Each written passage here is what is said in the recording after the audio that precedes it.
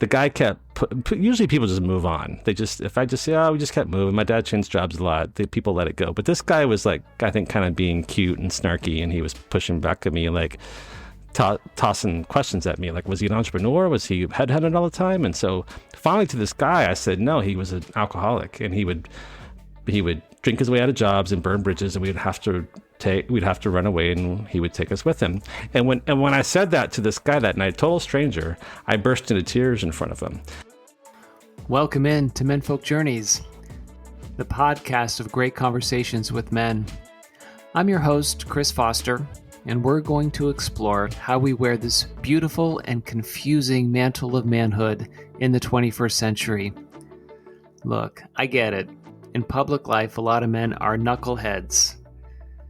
But in private life, we can be thoughtful and we can be reflective if we have the right conversation, if we feel comfortable talking about our story.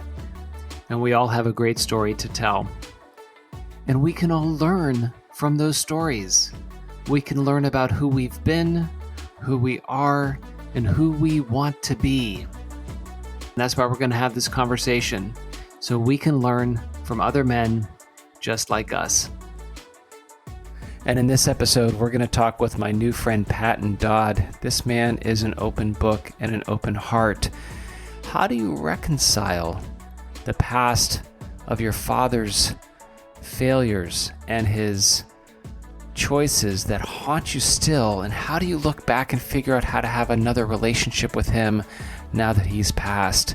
This is a deep, deep, heartfelt story about sonhood and what it means for him now to be a father and to learn those lessons and to live in a different way than he was raised. This is a beautiful story. I hope you enjoy it. Welcome in to Menfolk Journeys.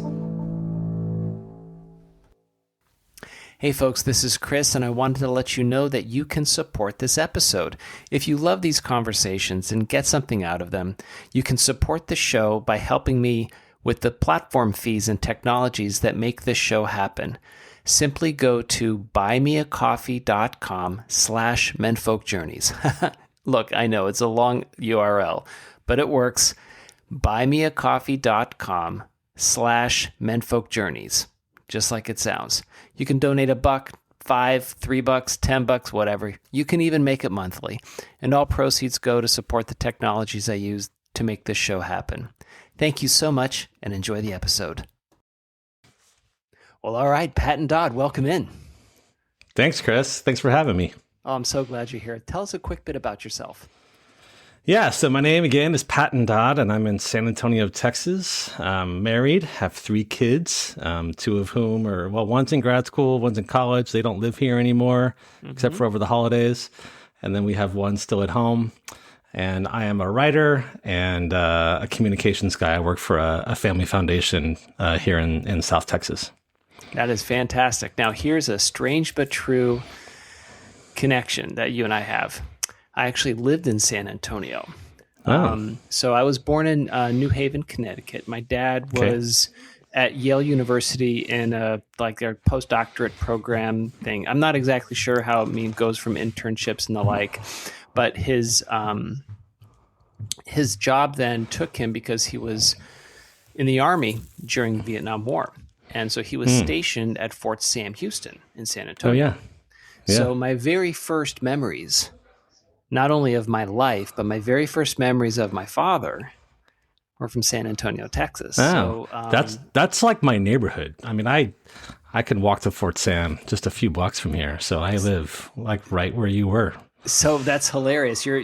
What is so funny is that there might be people who are still there when we were there that are connected to you somehow. But I'm sure that there's definitely a 6 degree of separation. But growing up in San Antonio, well, I shouldn't say growing up. I lived there for I think I was like 2 years old, or 1 or 2 years old until I was 5, and then we moved to Pittsburgh.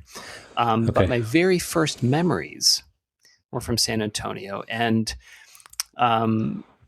because we're going to talk about relationships with fathers in this episode and dive deep. But what's interesting about that, Patton, is my very first memories of my life were in San Antonio, but also the first memories of my dad and interacting with my dad was actually in that time period. And it's a funny thing because I was talking with my mom recently, and being as young as I was, I didn't understand their marriage. I didn't understand their dynamics. Right. I just understood my dynamic with my dad.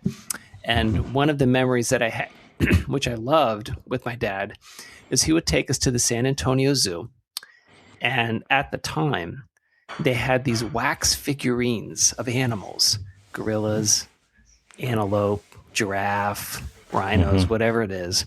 And they only came in two colors. They came in black or red.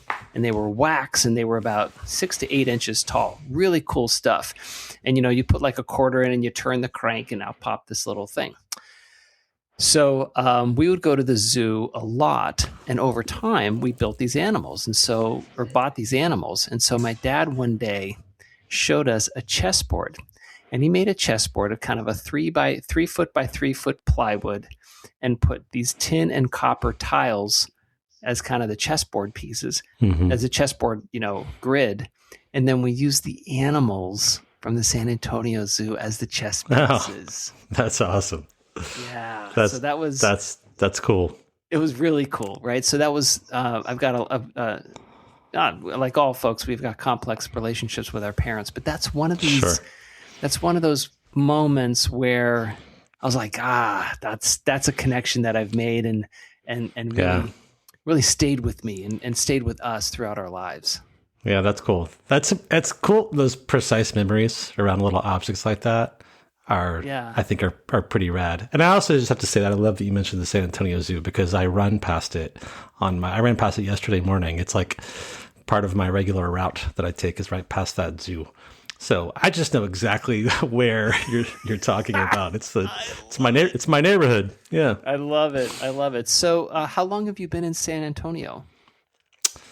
It's coming up on 10.5 years. It's coming up on 11 years. And what brought you there? We moved here in 2015 for work. I'm not from Texas. I was recruited by a foundation that's based here called the H.E. Butt Foundation. They're actually based in Kerrville, Texas, which is an hour north of here. But I kind of wanted to be in the city, and so we landed in San Antonio and love it here, and have fallen in love with this place. A lot of the work that I do is San Antonio focused. And so, it was a very hard thing to agree to move here. We pushed against it. Like Colorado, the East Coast, those were like two of the places that we were kind of determined to be. And we spent a lot of time in both those places. And when this job opportunity first came up, we were just like, the job sounds great, but there's no way we're ever going to live in Texas. Like, Texas is like Ted Cruz and tumbleweeds is all that I knew about Texas, and had no desire to be here. But you know what? We were wrong about this place. And the national narrative on Texas and the reality of living in Texas, at least in San Antonio, are two very different things. And so, I don't ever want to leave. I love that you said you don't ever want to leave, because, it's a hopeful thing when you fall in love with where you live. Yeah. Right. And, for sure. And your kids, especially if you've been there for 7 years and your kids are now kind of high school, college, their formative years are from San Antonio. So like those memories of your whole family as they start growing up, are they happy? And you build that life together in that place. And at some point you either have to fall in love or you don't. Right. That's right. And the jury is out on them. We'll see if they have fallen in love and come back. But there's a lot to cherish about this place. And so, we're lucky to be here. Oh, that's wonderful. That's a great thing to say. So what I'd love to dive into is this aspect of fatherhood, because that was a fatherhood moment that you had with your family, right? I mean, you're looking at family, you're like, hey, fam, we got a big move and we're all doing this together. What kind of responsibility did you feel, as not only the job was taking you there, but also your whole life was now going to be recast and remade in this new place? Did you think about the weight of that decision with your family? Of course. I mean, I felt the weight of it tremendously. My kids at the time, I think they were 11, 6, and 3 or 4. Like, they were young. Precious ages. Yeah, but we talked about it as a family. I can remember conversations sitting around like our table. We had like a picnic table outside the house we lived in Maryland at the time, and we had just moved from Colorado to Maryland the summer before, and we thought we were going to be like finishing raising our kids in the Mid-Atlantic. That's what we wanted to do. And so when we left Colorado, it was with this idea, we're finally leaving Colorado. We've been there 9 years, Boston before that. So those are the two places my kids kind of knew. And we're making this big move finally. We talked about it for years. We're finally doing it. And then it lasted for like 11 months. And I was like, we need to move again. And, like it was... when you're that age, you don't really know what's going on. Your parents are talking about jobs and money and like, opportunity and like stability and things that don't make any sense to you. So, but we still tried to have those conversations as a family, I think, and like feel the pain of it as a family because we were leaving really dear friends. Yeah. And again, we were just moving. My oldest kid, she moved just across the country just before going into middle school.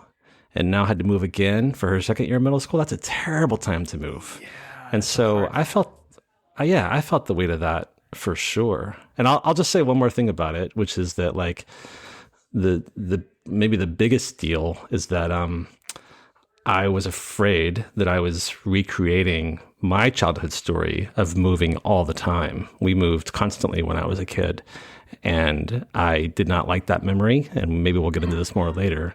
But here I am, maybe repeating it. So in addition to the weight of my own family's moment, I'm like, am I repeating the mistakes that my dad made?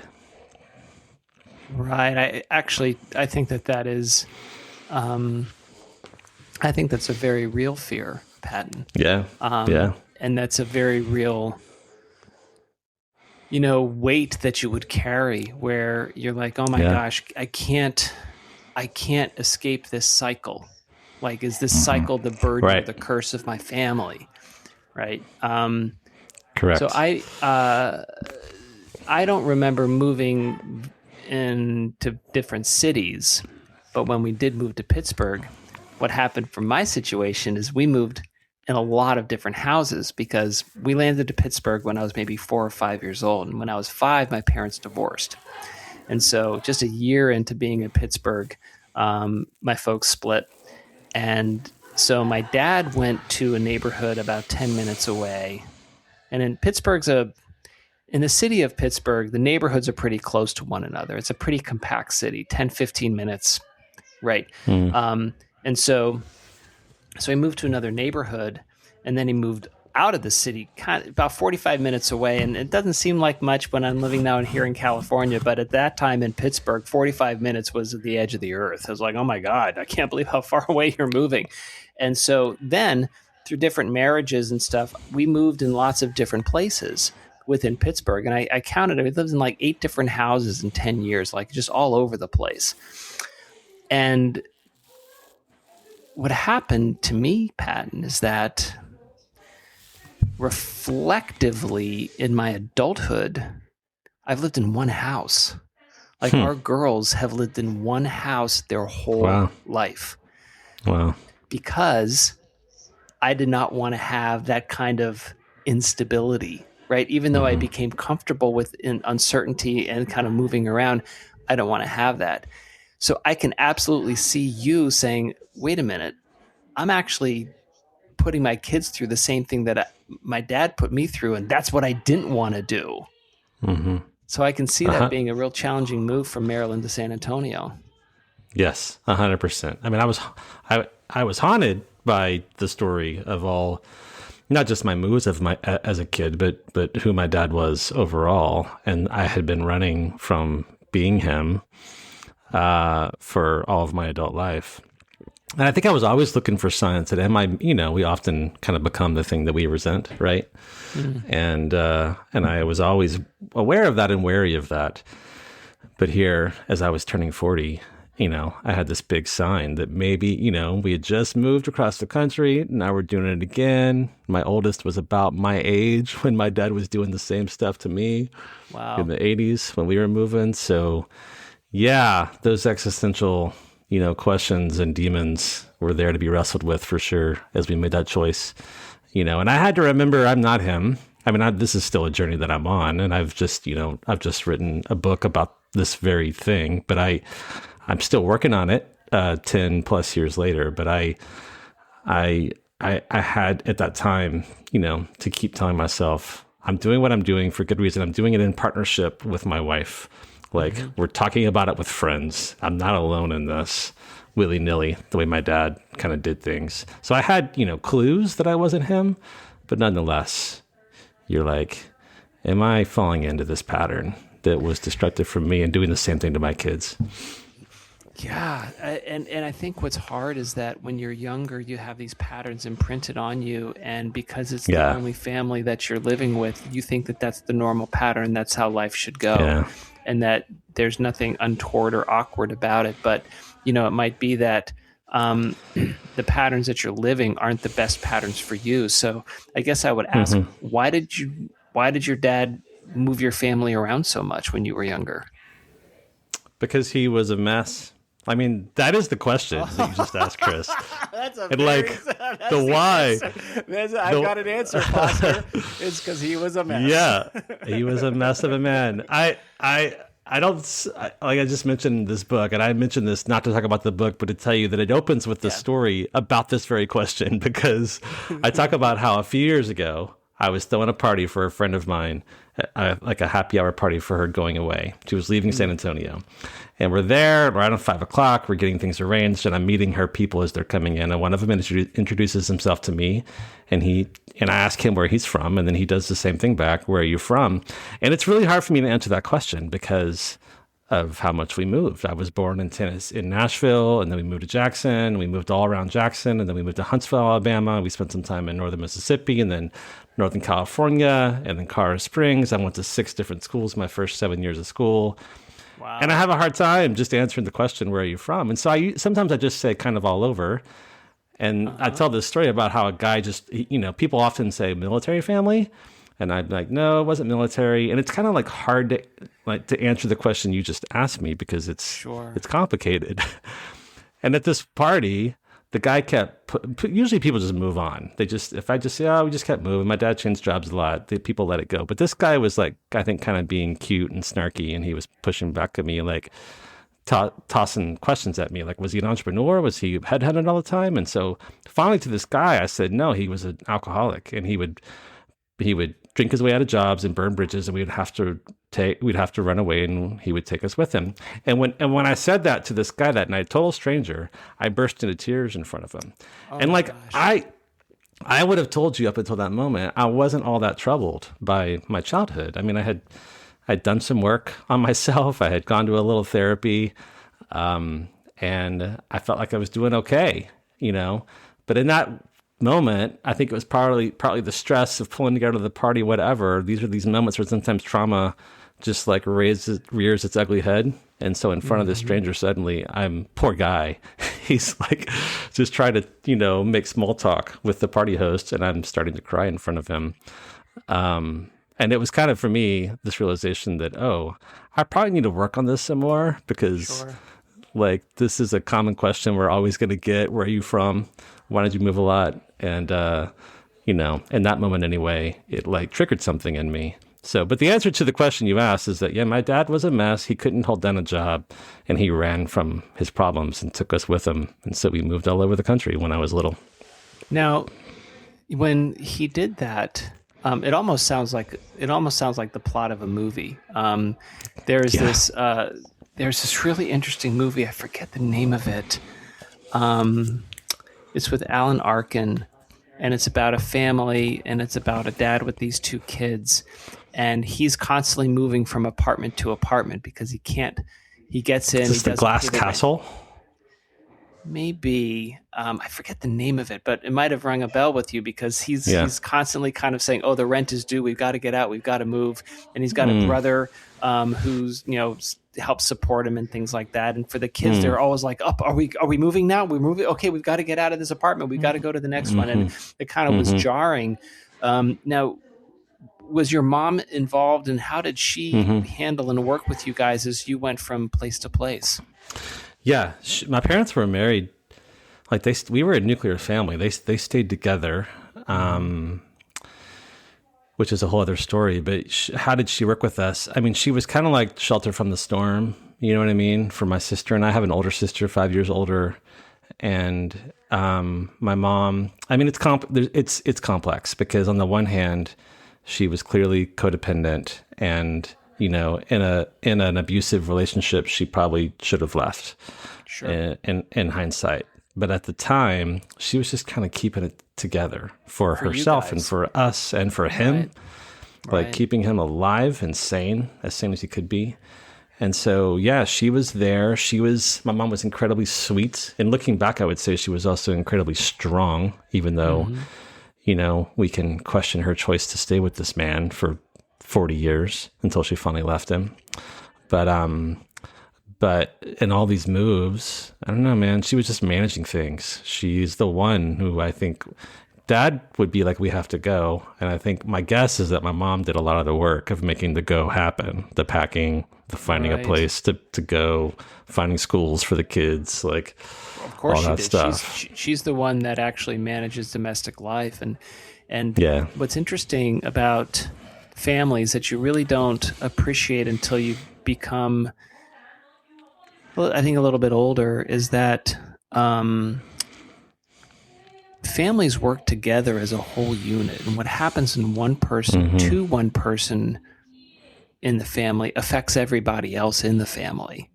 And I think when you're younger, you might feel it because you're just, this is the thing that we got to do for them, or this is what my sibling's doing, or this is what my dad is doing.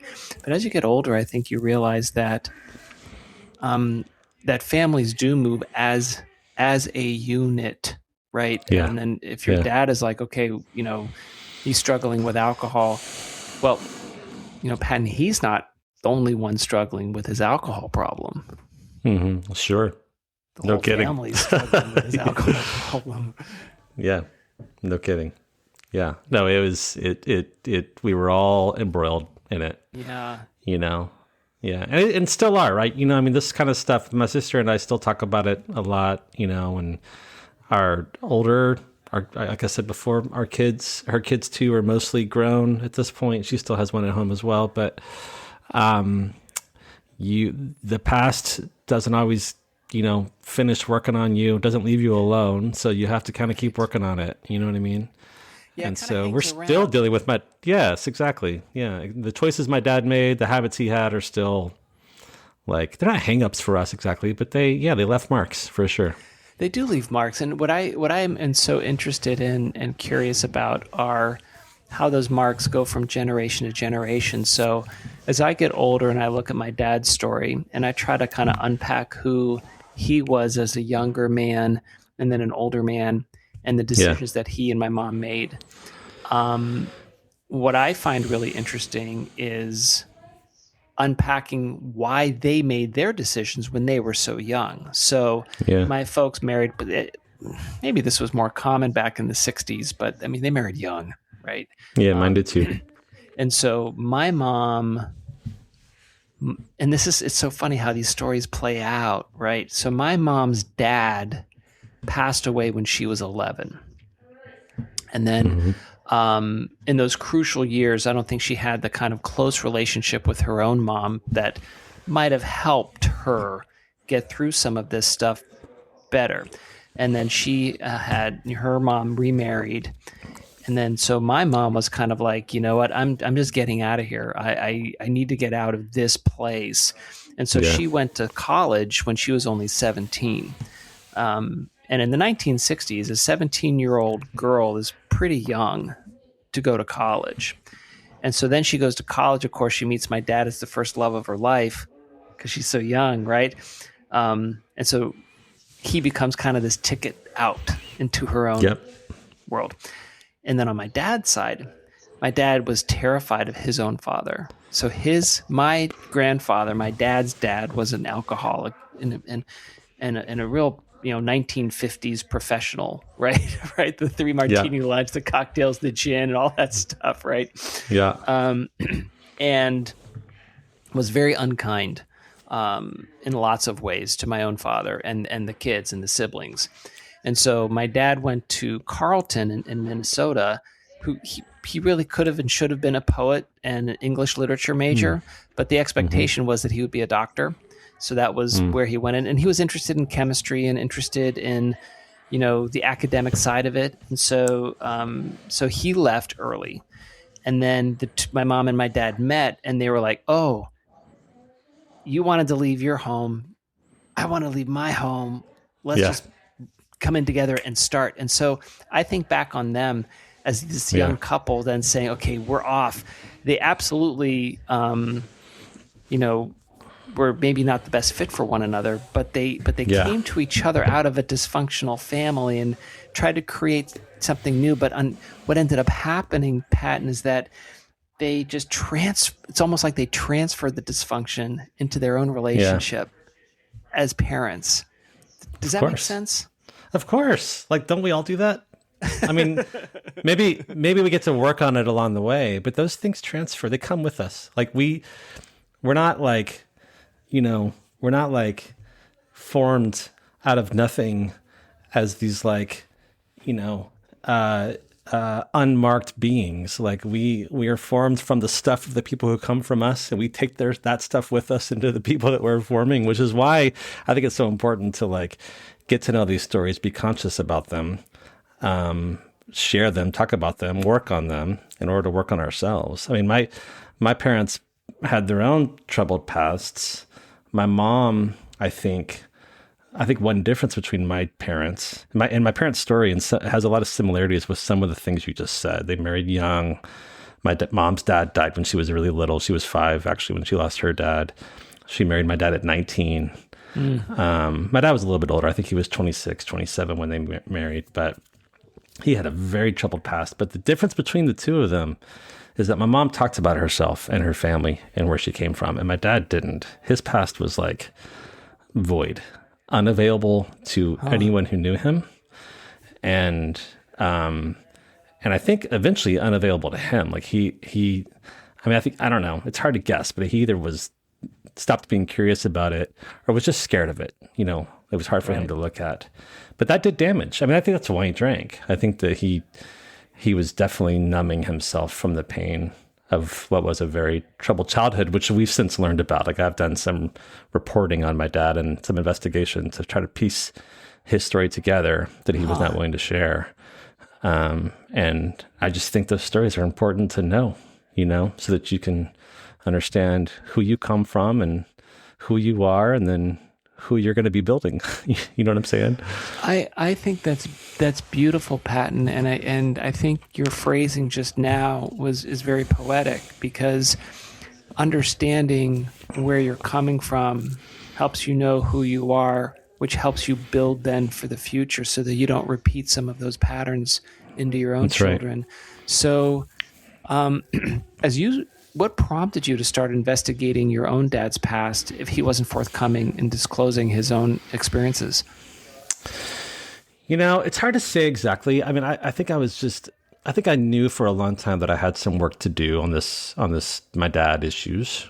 Mm-hmm. Like I said before, I think I was doing okay mostly in life, in work and in relationships, but I had signs every now and then that there was like the party where I started crying randomly in front of that guy. But that's a funny example. But other that's signs a that like flag. No, that's a very big flag. Sure, but that was a big trigger that just got pulled up and bonk.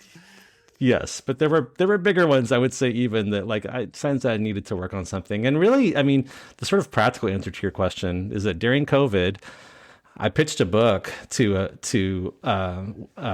actually on the movie It's a Wonderful Life. I pitched a book called It's a Wonderful Book. That's my favorite movie, and I wanted to write a book about it. And the book got rejected by every publisher we pitched it to. But one editor reached out and she said, I want to talk about your book proposal. And when we got on Zoom, she was like, we're not going to publish this movie book because we know it won't sell. But she said, like 10 years ago, at a conference in Philadelphia, you pitched to me a fatherhood memoir. And are you still interested in writing that book? And I had told her some of the stuff about my dad that night that I knew, which wasn't much. My dad had died, I think, not long before I saw her. And so it was on my mind. Anyway, she said that, and I was like, dang it, no, I'm never going to write that book. I don't want to think about my dad. And And so I was kind of disappointed that that's the thing she wanted from me. But, it was one of those things. Like, she planted a seed, and like the next weekend I was out like running in the woods, and the idea for the first chapter kind of fell into my lap, and I went home and wrote it up. And from there I was just kind of committed to it. I was like, I definitely need to know this story. I realized as I even began to write, there's just so little I know about him. That's always going to be a problem. Like, I need to find out why he was the way he was.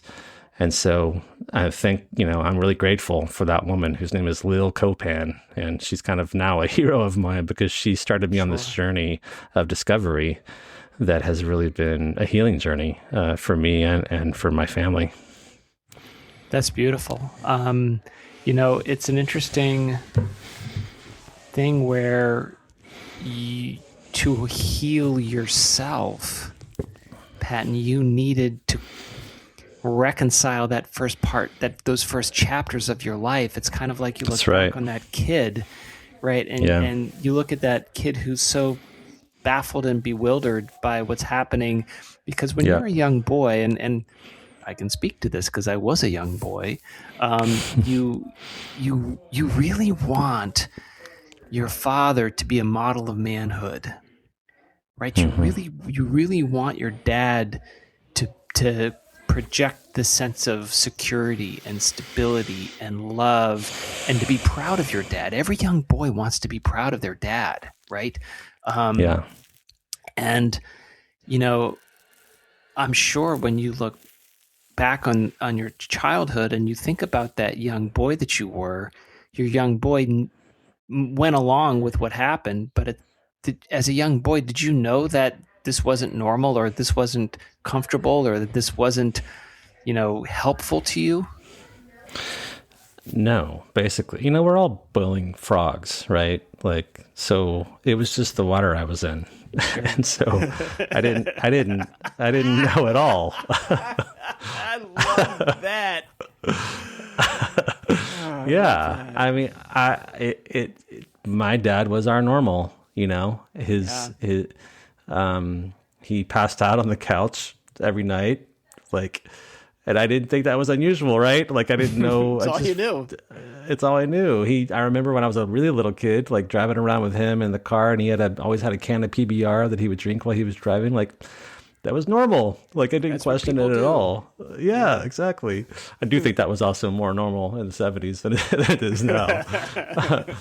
But, actually, part of what I write about in this book is that at some point I actually became kind of ignorant about, not just like unaware, but like I talk about how there were years when my dad's drinking anyway, was kind of invisible to me. He became kind of a secret drunk in a way. Like, he wasn't drinking at the dinner table anymore. He stopped doing that when we were little. And I thought he had stopped drinking. And I tell the story in the book about how one time my sister comes home from college. She had been gone like 4 or 5 years. She kind of moves back into the house. And I'm like, at this point, I think I'm a senior in high school. And she's asking me, how things have been going at home. And I was telling her about how awful things had been. No money, like, often don't know where we're going to get money for groceries the next week. It's so stressful all the time, joblessness, whatever. And I said to her, things are so bad that Dad might as well start drinking again. And she was like, what are you talking about? Start drinking again? I said, like, he was an alcoholic. And she's like, well, he's always an alcoholic. He's still an alcoholic. And I thought she meant, once an alcoholic, always an alcoholic kind of thing. Mm-hmm. And she said, no, Patton, like, maybe he stopped for a few months here and there, but he's always been drinking. He's drinking now. And it's like the scales fell off my eyes. And Chris, like, the weird thing about this story is that, like, I had, first of all, terrible run-ins with him. Oh, did you? Some of which were physically. I mean, he was hard, like, he was actually, the pendulum would swing, because he was really sweet and happy-go-lucky and happy some of the time. And then he would be really awful other parts of the time. And his outbursts of anger were scary to me. And he wasn't physically violent very often, but there were a few interactions like that. that were physical. And those stick with you, right? For sure. And so I never, that was part of the way he was. I did not connect any of that to his drinking until my sister said this. But even worse than that is that I had been finding, this is like kind of embarrassing to admit, although I've published this now as a story, but like I was finding bottles of alcohol in the house, like hidden, like in the garage and stuff, like when I was a teenager. And I would take them to my father and be like, Dad, I found this gin or this wine. And I was afraid that he would think they were mine and that I was hiding them, or that they were my friends. Right. And he was like, "Oh, son, thank you for bringing these to me. I'll make sure we take care of these." And I was like, too stupid to see that or even to guess that they were his until my sister said this. Right. And it was like a moment in a movie where like the scales fell from my eyes. There was like a big reveal where I retold my family story to me like in a second and realized, oh my gosh, his drinking has been driving so many of these things that we've been experiencing. And like, I'm telling you this story now with like clarity, but the truth is, until I did the work a couple years ago of putting all this together to write this memoir, I hadn't pieced all this together for myself. I've always wrestled with insecurity about ignorance. I've always felt like the stupidest person in the room. I've always, and I have a PhD, I've been a journalist, but none of that like helped me feel any better about my deep intellectual insecurity. I have a hard time using my voice in meetings, that kind of thing. Because and now you probably felt like you were a fool. Yeah, exactly. It.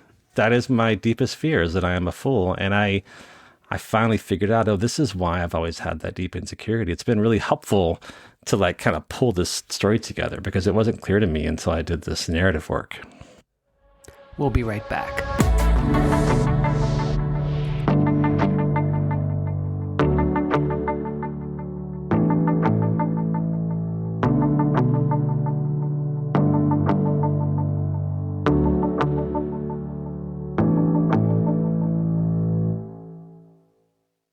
I think that's beautiful. There's so I just spoke with a gentleman who's marvelous, and he had a therapy process where he wrote down his experiences. And so,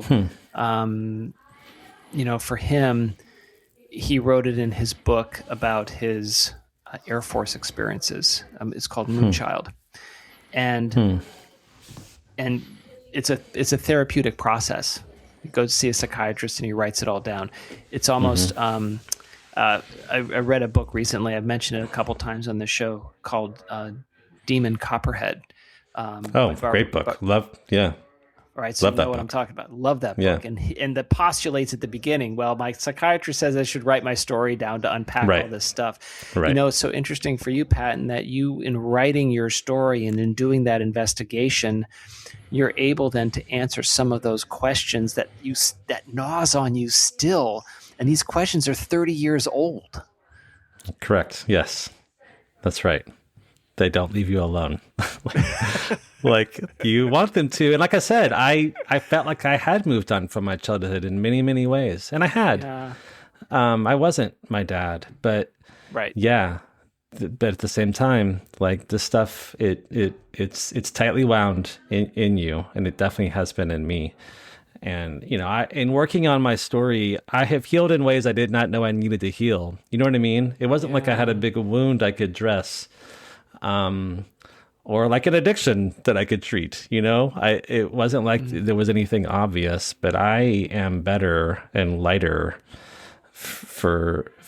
and more confident, for having done this work. Not that it's all better. Like I still have work to do. I'm going to therapy, but it was a big step forward. That's marvelous, Pat, and congratulations on that. Just to take the effort to do that. And it is a funny thing when you start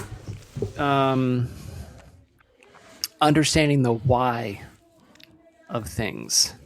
Yeah. Right. So for me, it was very clear where, in my professional life, in my adulthood, one spouse, one house, and I've only worked for 2 companies my whole career. Jeez. And but that to me is such a clear reflection and contrast to how I felt growing up. Yeah. Right. I felt my dad was, had a stable job and all that kind of stuff. And there was a lot of stability with love, but there was an instability that I felt growing up because both my mom and my dad married multiple times while I was growing up. And so I had step siblings come in and suddenly we were family and I put my heart into them. And then the step siblings leave because that marriage collapsed. And I was like, oh, okay. That's how we're doing this, right? And then my dad married and he divorced as well. So and I've been married again. So I've got these families coming in and out.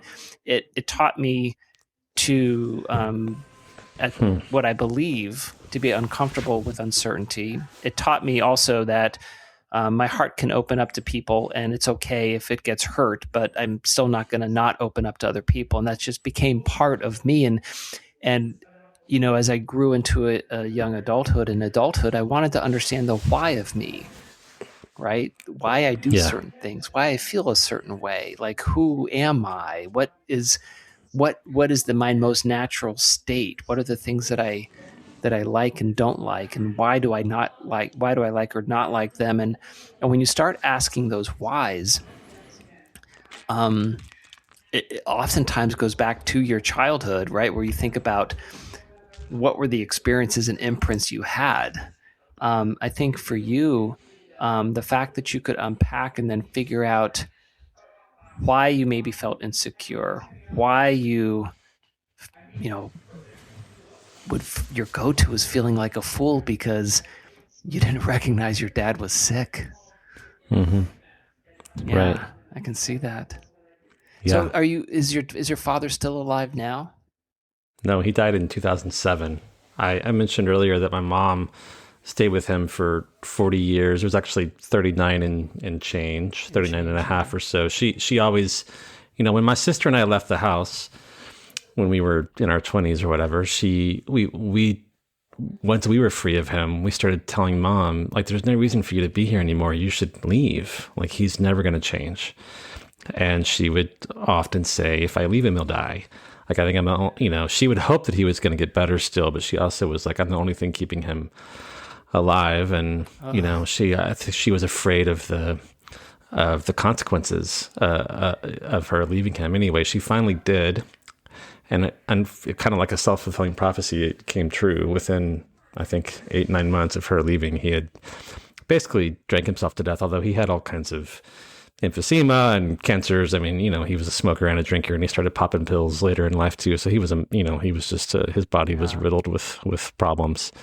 But he wouldn't eat really as well without her making him stuff. So anyway, he died in 2007. And so I was immediately just kind of delighted is the wrong word and a hard word to use about someone dying, but we felt free, relieved, right? Yeah, at some point there's relief because it's such an ever-present negative burden, right? Yes, he was a lot of work. He was like constant. Every time, if there was a visit or even a phone call, it was a lot of work. I mean, especially, I can imagine those phone calls too, because you get tight and you say, Dad, are you Totally. still drinking? No, I'm not drinking. Okay, you're lying to me. I don't believe you. Or are you still drinking? Why do you keep asking me that? Right? I mean, I wasn't in those conversations, and please forgive my trespass for my transposition on that. But you're guessing right. That's an accurate guess. It was like that. And then when my sister and I both had kids with our respective spouses and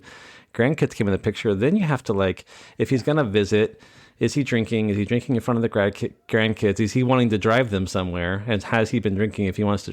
It's just complicated. So anyway, plus lots of medical issues. So when he died, yes, it was a relief. I felt free and lighter, and kind of thought, that's it. It's finally over. We can all move on.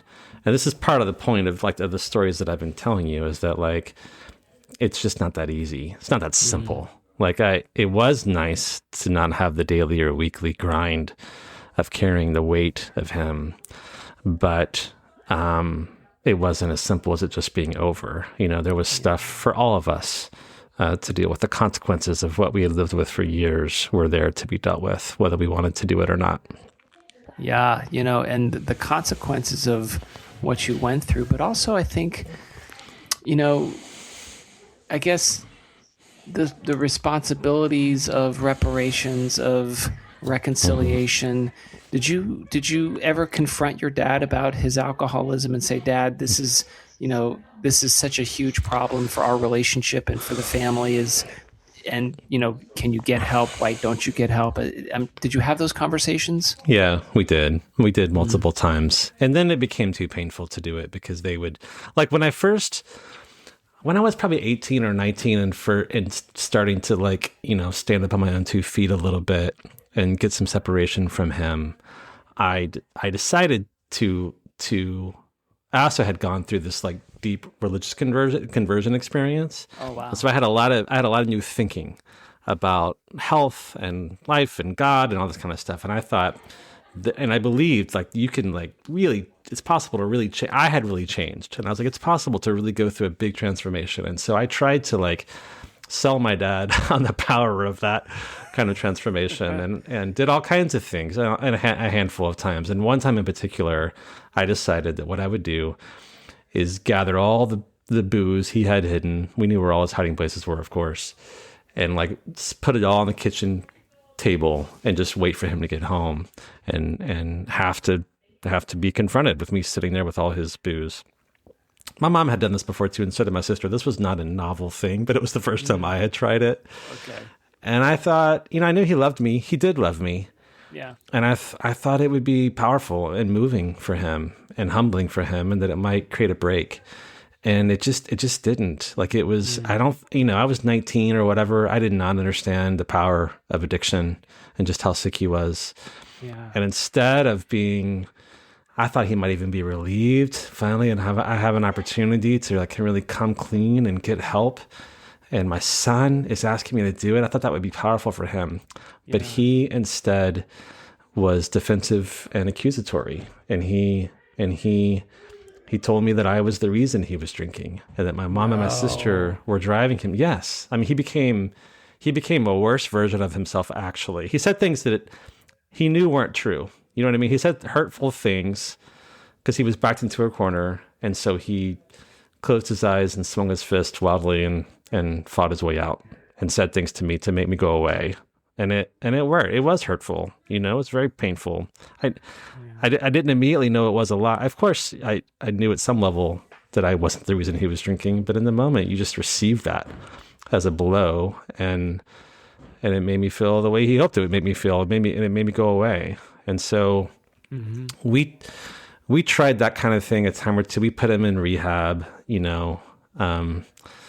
lots of AA over the years, but nothing ever took for him. No, which is why eventually at the age of whatever I was, when I started working on the book 45, I think I was like, I need to get to the bottom. There's a reason he was the way he was. We didn't know anything really about his past. Even my mom lived for another 10, 11 years after my dad died. And we would, of course, talk about it every now and then. And he was a mystery to her too. They married when she was 19. She had only known him for 6 weeks at that time. And she jumped into marriage with a guy and never left. Her life changed, and so wow. That is an interesting story in and of itself, right? A 6-week romance that changes the course of your entire life.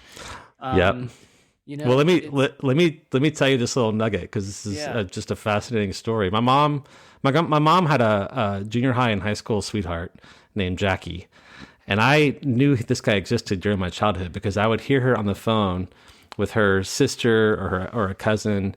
And she would ask, like, have you heard anything about Jackie? So Jackie was this figure in my mind. I knew that my mom, like, might be in love with a man named Jackie. I didn't really know who he was. But or pining for the life the what if. Exactly. So Jackie and my mom dated all through middle school and high school. He was a year older, so he went off. They lived in Belmont, Mississippi, a small little town in northeastern Mississippi. And Jackie went off to Mississippi State University a year before my mom, and she was going to follow him there. So she did follow him there the next year.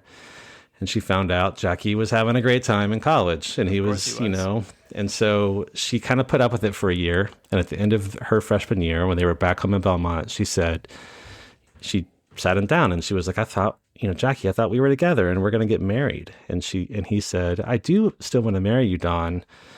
But I want to, have fun in college first. And she said, well, that's not good enough for me.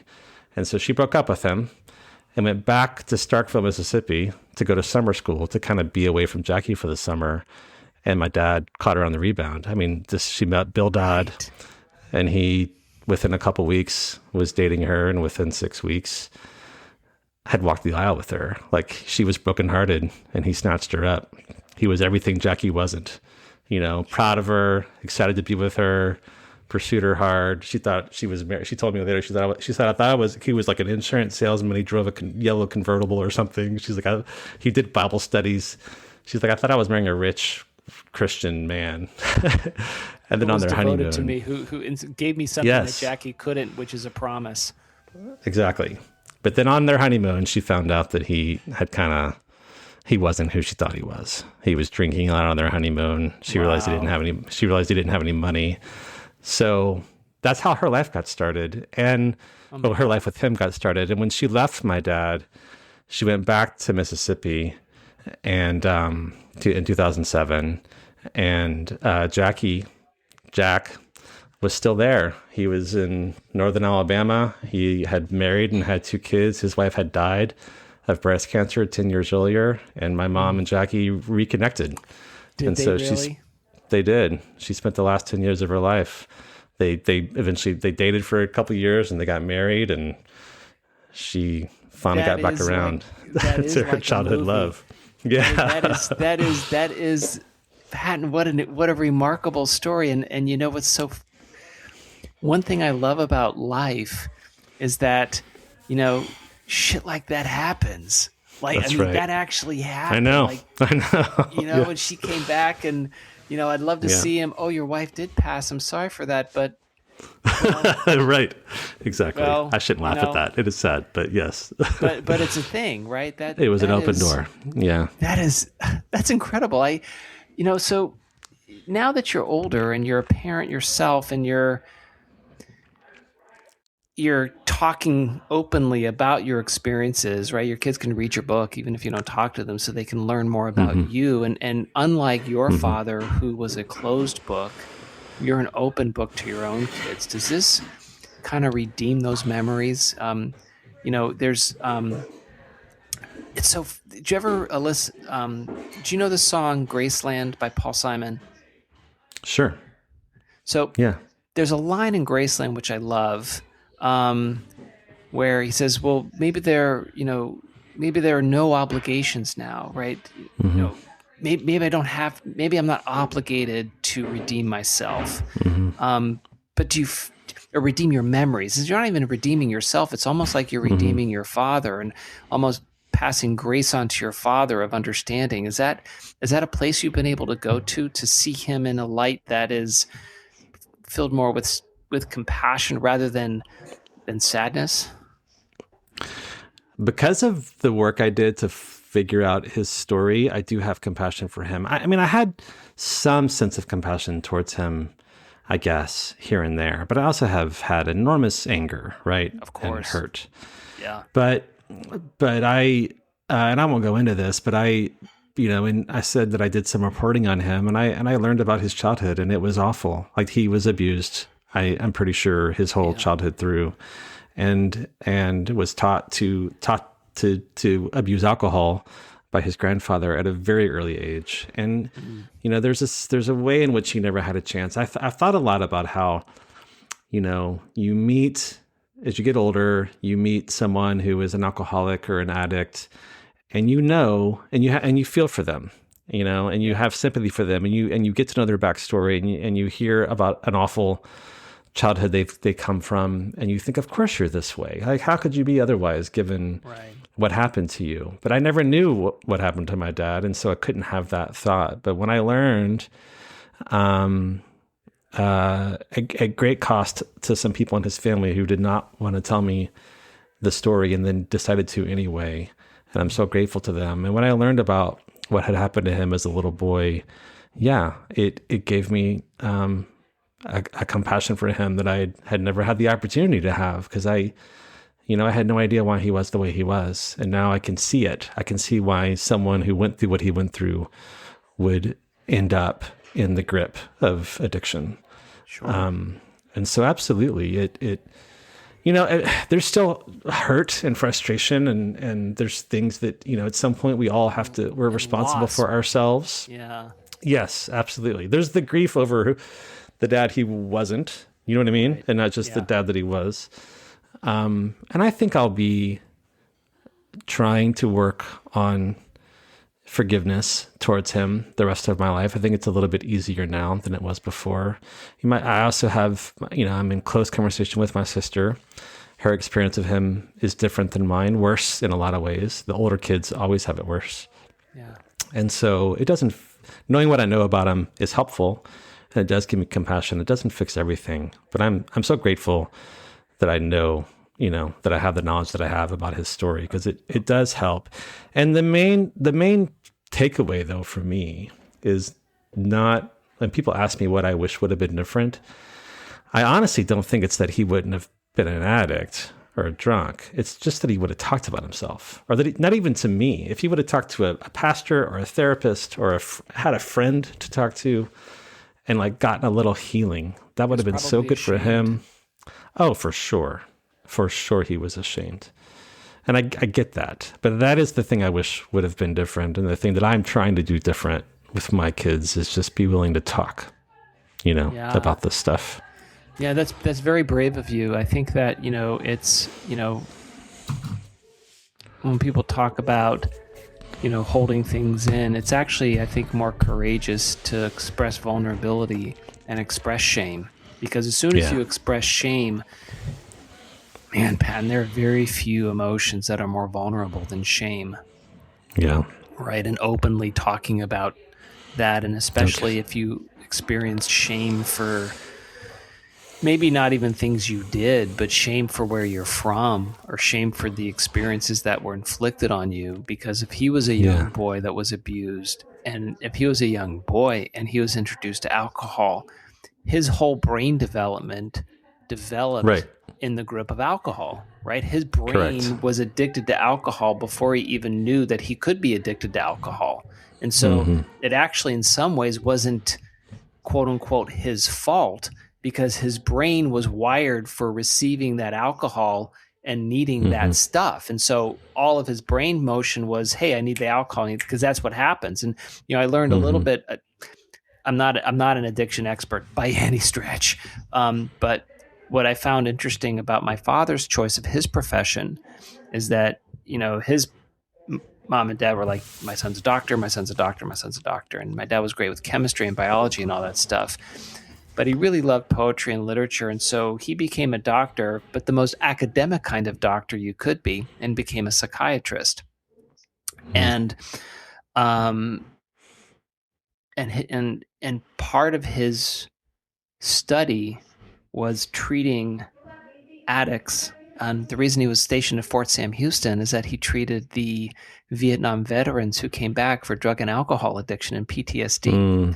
Wow. So that was why we were in San Antonio, because the Vietnam War soldiers were coming back, a lot of them addicted. And then when he went to Pittsburgh in the psych unit, and at Butler Memorial Hospital, he ran the drug and alcohol rehabilitation and the addiction unit. So his whole life was about addiction. So he just wanted to understand that more and more and more. And what little knowledge he passed on to me was that in these formative years, when you're a youngster and your brain is still moving, if you're introduced to that alcohol or that addictive chemicals that early in your brain forms around it. It becomes part of you, right? And so for him, it's something that he couldn't escape. Like he physiologically couldn't escape the addiction. Yeah, that sounds right. I get it. I remember when my mom became like an Al-Anon expert, because she was pursuing help a lot. And I remember her first learning, when she first started learning this language around alcohol being a disease and not just a choice. And that was it. You know, it's tricky, right? Because like you also hear stories of recovery and people getting better, and then we had this example of someone who just couldn't or wouldn't, in spite of rehab, in spite of AA, in spite of getting pulled over for DUIs, all the crap that he went through.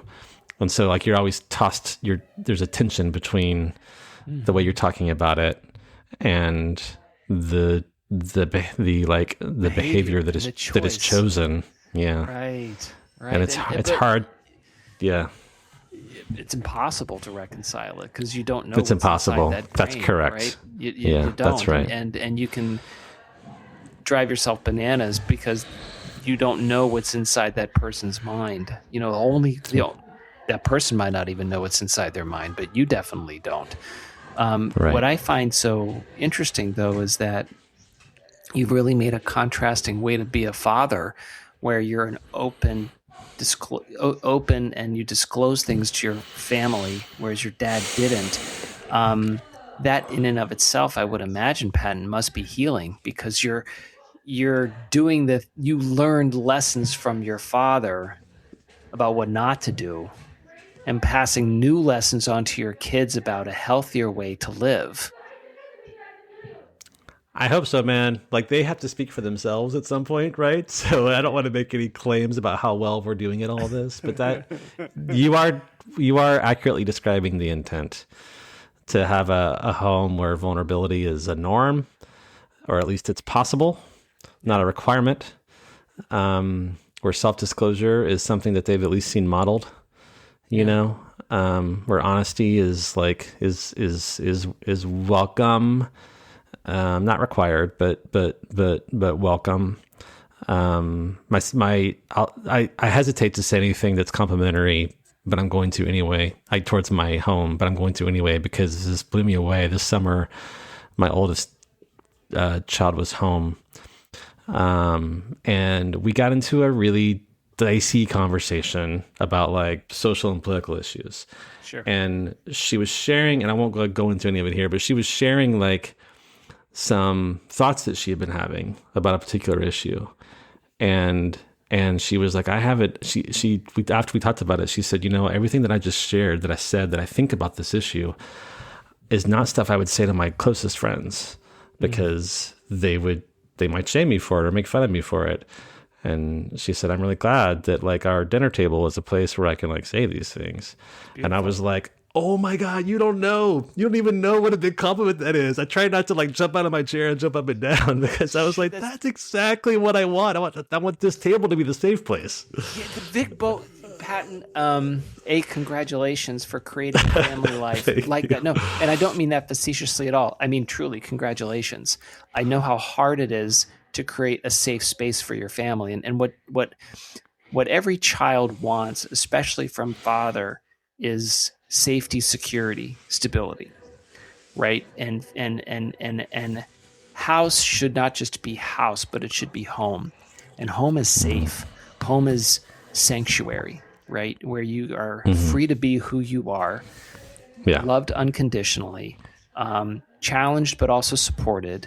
And for your daughter to express that she feels so comfortable disclosing very personal thoughts and feelings is truly a job well done, right? I'm going to just pat you on the back for what you've done. I'll take it.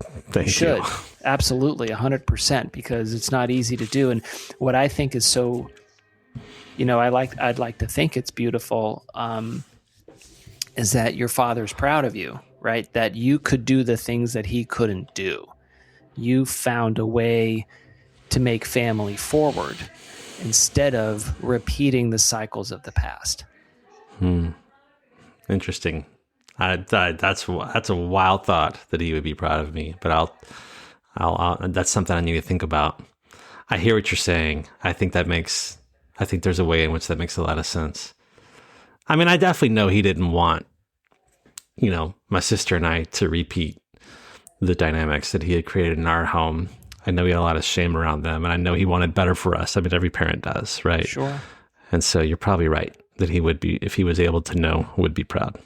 He would be. I mean, you mentioned that he loved you, and there's probably not a doubt that he loved you. It's just he didn't know how to handle himself and fix himself. And I think that, to me, there's probably even a double shame, because he knew, this is my cat, Mr. Peanut, is that there was, I'm sure, a shame that he felt that he couldn't be the man that he wanted to be, or the father that he wanted to be for you. And, when you mentioned earlier that you felt the weight of guilt of moving from Maryland to San Antonio, feeling like you might be repeating, can you imagine his guilt of thinking that he's repeating what he went through, right? Yeah. If he grew up in a troubled home, the shame and the guilt of putting that on you again, that he couldn't break the cycle. So the fact that you could, and that, you very easily, well, I shouldn't say very easily, you could have responded differently to the way your dad handled himself, and you could have drunk, you could have gone in, and you could have done something, but you guys didn't, right? Either because your mom or your sister. Well, I did all those things for a while, but I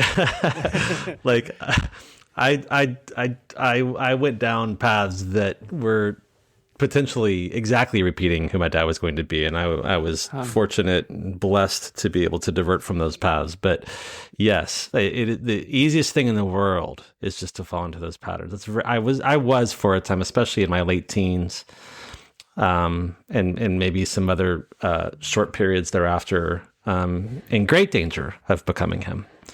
Another part of the reason that I wanted to do this work in recent years is that even though I don't have some of the major aspects of him being in the grip of addiction and joblessness and that kind of thing, I have plenty of mental models, tics, habits, frames of mind that I know I got from him. You know what I mean?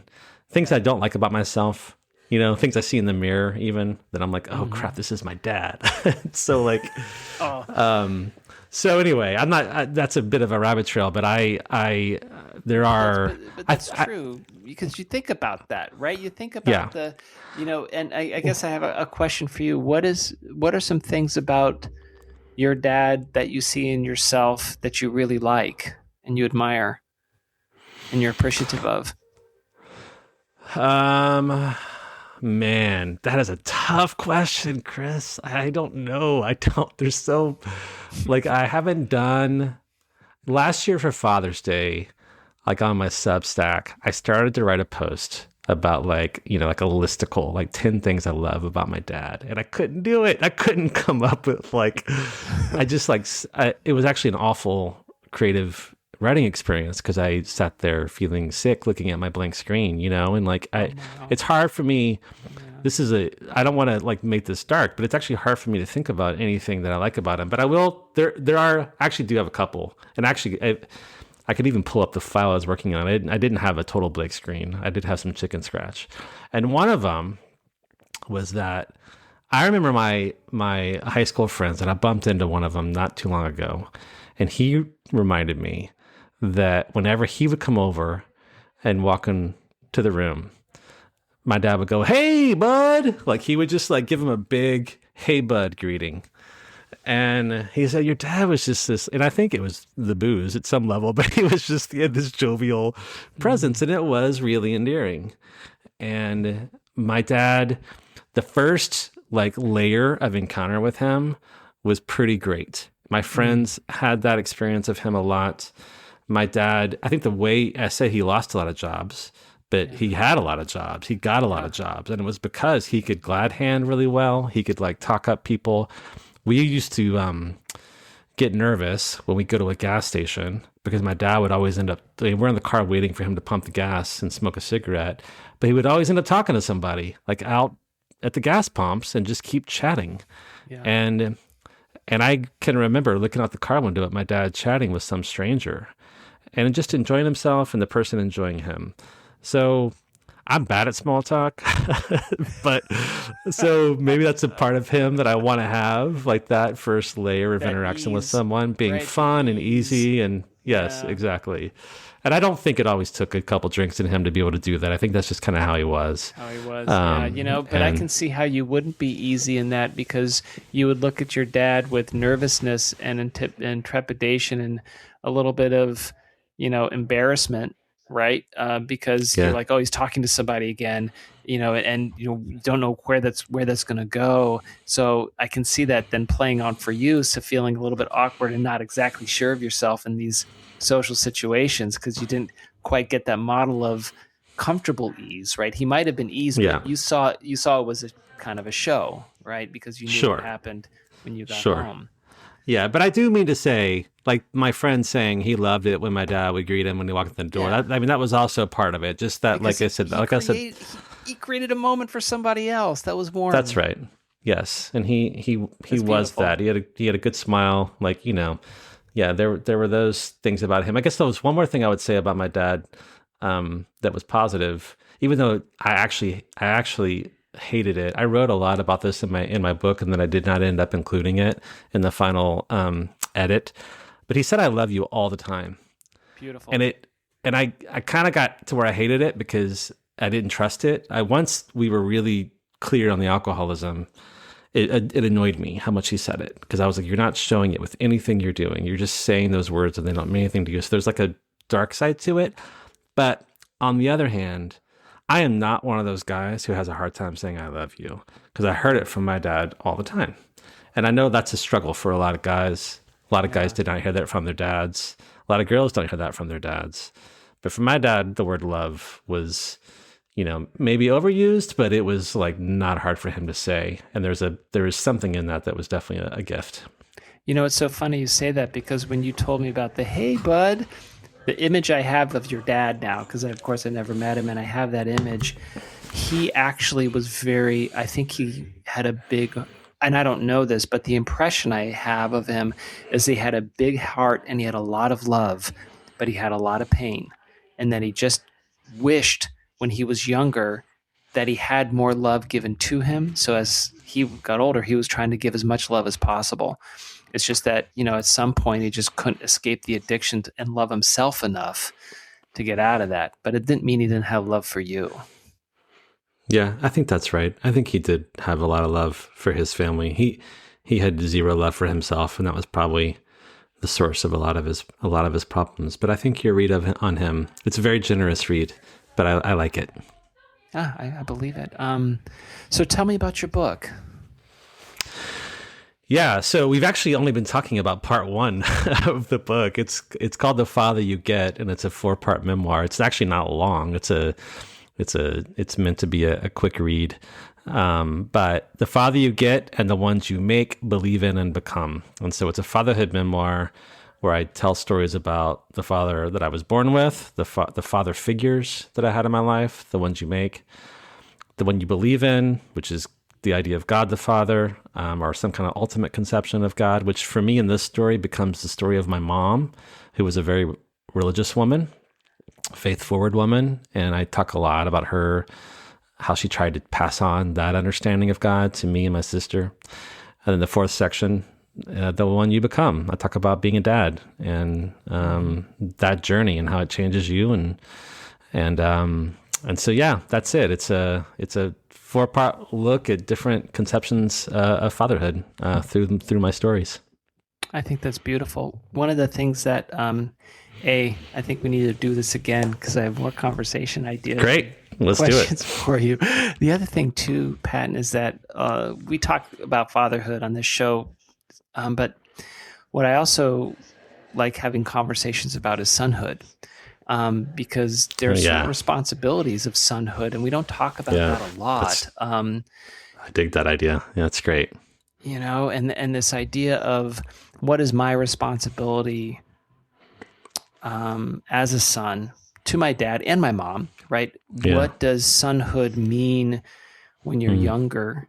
And I think sonhood is different than fatherhood. Let me rephrase this. Sonhood is different than daughterhood, because I still think, especially for our generation and my generation, sonhood meant I had to become a man. And what is that break of the family means? What is that striking out to provide to, do I have to physically leave? So for me, and I had to physically leave. So when I was in that young adulthood and graduating college-ish, starting life-ish, my mom was in Pittsburgh, my dad was in Pittsburgh, but my mom wanted to move to DC.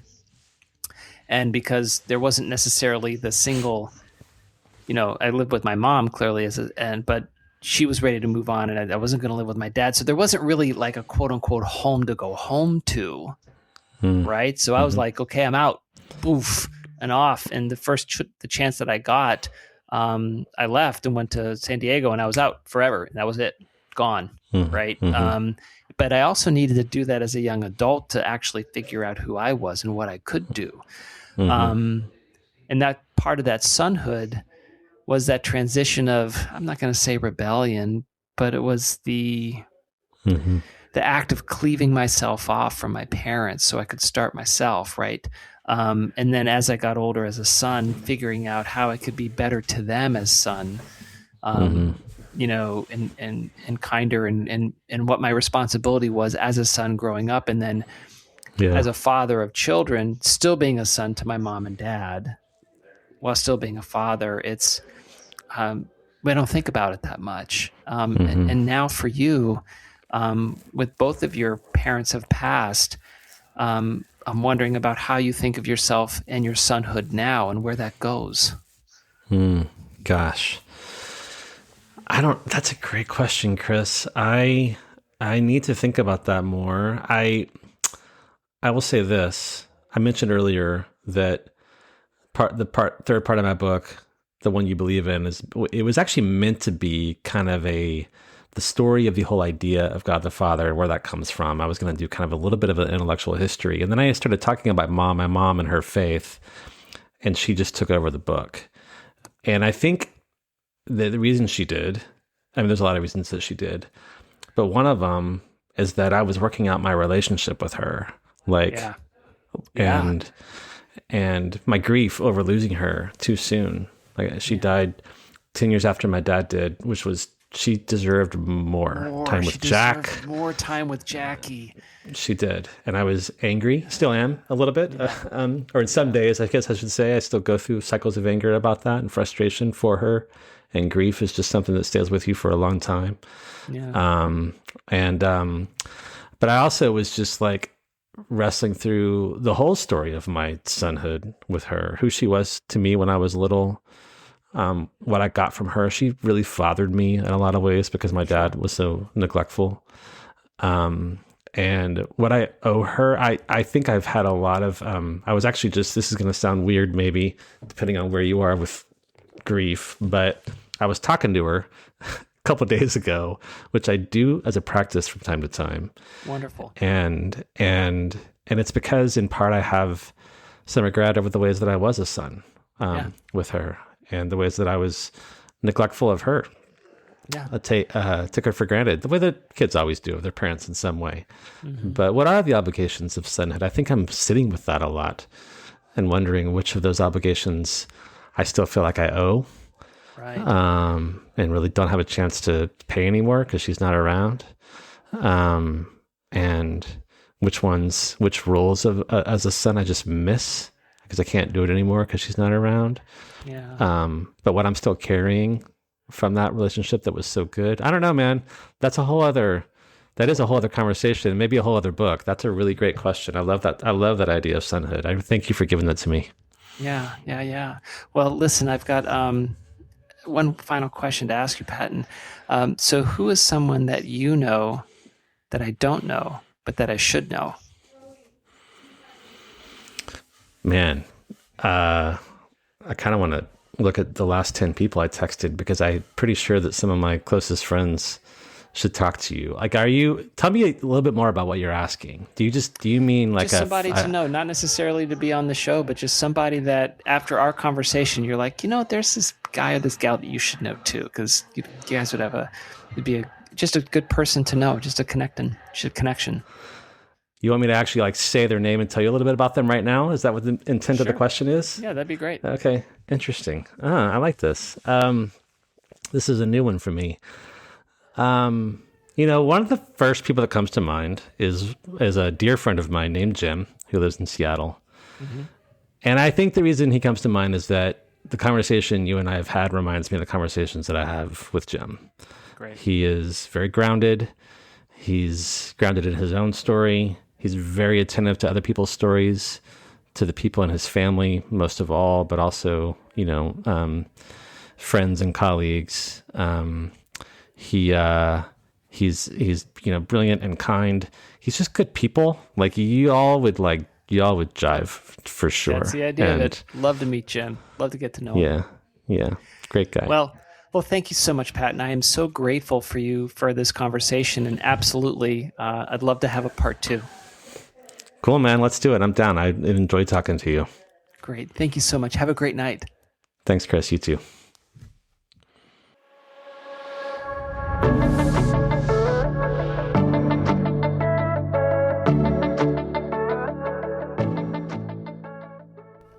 Well, oh my gosh, Patton Dodd, let's go. Oh, wow, what a conversation. What a man. What an ability to unpack and